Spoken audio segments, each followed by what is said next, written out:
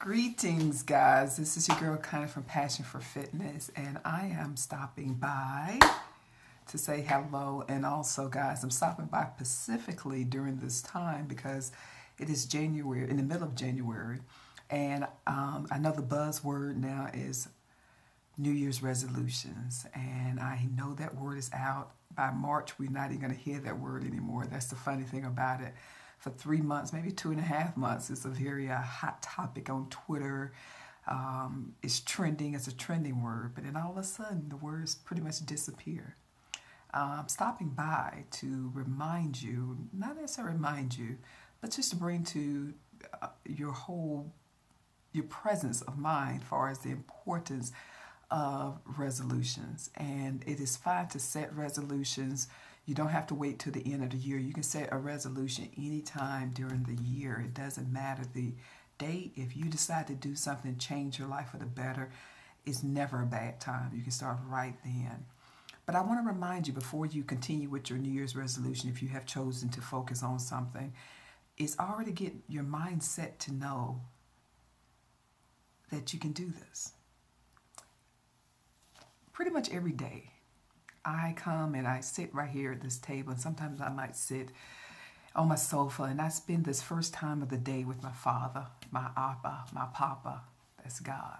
And I spend time with him. Many times I get really into it and reading some great stuff, and many times I fall asleep right there on the sofa. But I remember recently was one time I fell asleep on the sofa, and God knows my heart, he's still working on me, okay?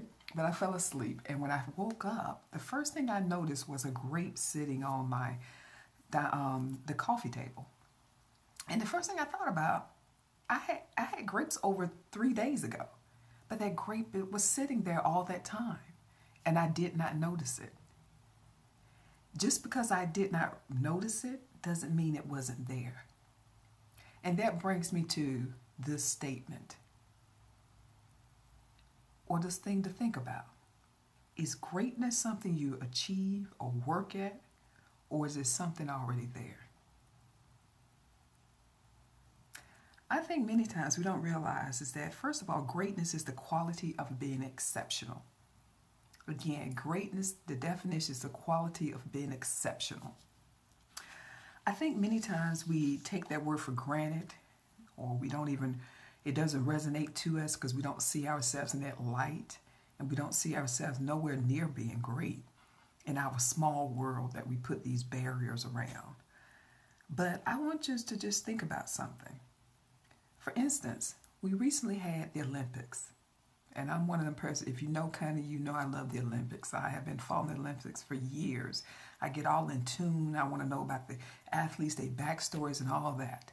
And something I noticed that it was so profound in the 2016 Olympics that so many of the athletes was mentioning God. So many was giving all the glory and the praise to him.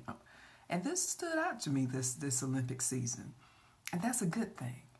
And it made me start really thinking, the Olympics come and go every 4 years, and records are broken and made and broken again and made during this time. And this not taken away from what the athletes done put in and the dedication and the time and the effort, but it's reminding me that we limit ourselves. Their greatness was there all along. The difference is they tapped into it. Again, the greatness is there in you. You just have to tap into it. You have to cultivate it. And most of all, you have to claim it. If you think about it, when God was talking to his disciples, and this is in the gospel, the disciples was concerned because Jesus was telling them that he would soon be leaving them.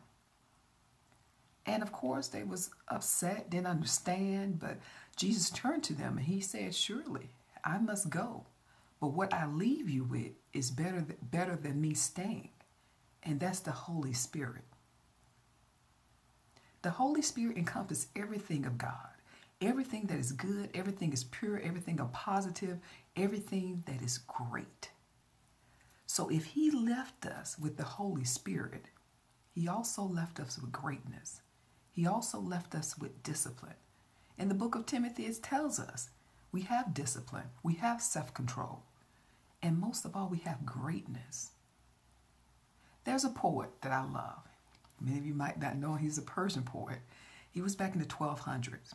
And I'm going to read something that he wrote. I go back to this many times. His name is Rumi, Persian poet, and he wrote this. You were born with potential. You were born with goodness and trust. You were born with ideals and dreams. You were born with greatness. You were born with greatness.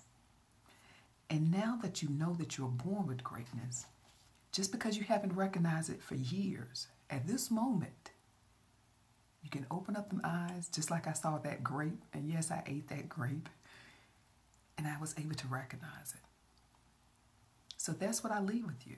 So when you do your resolutions and you're focusing on doing better things for yourself as professional enhancement, what have you, being just a better person and all, already claim what you are. Already claim what you have inside of you. And that's greatness.